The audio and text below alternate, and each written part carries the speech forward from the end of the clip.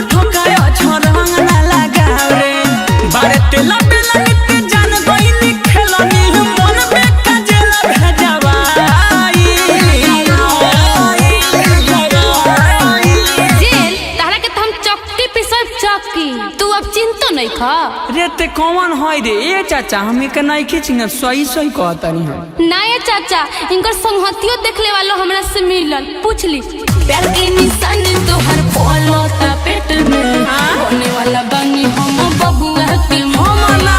जल्दी बियाह करके ले चल घरे, ना तो मरब इहां में फसरे लगाई। हम बियाह ना करब।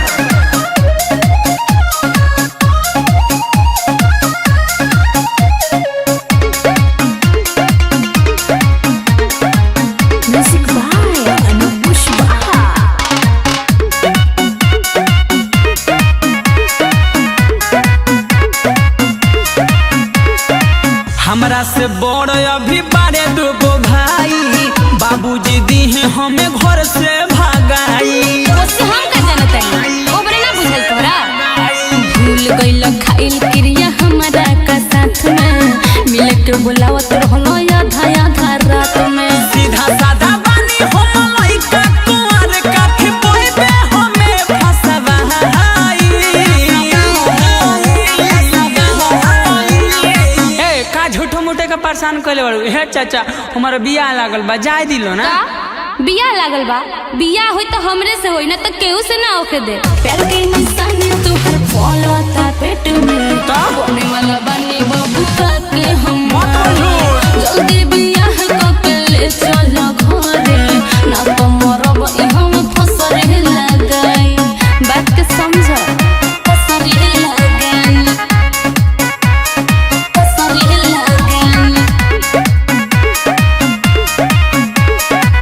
बने वाला बानी हम बबुआ के माई।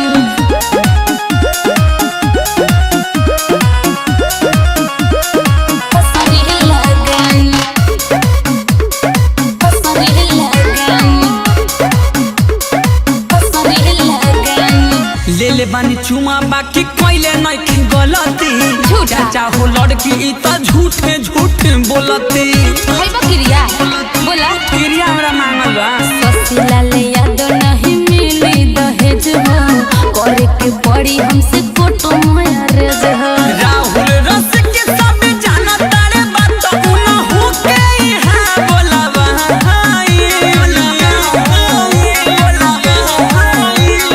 ए चाचा पूछिए इनकर दोस्त हवन, देखले बड़न की नहीं? देखले बड़ा की ना हो?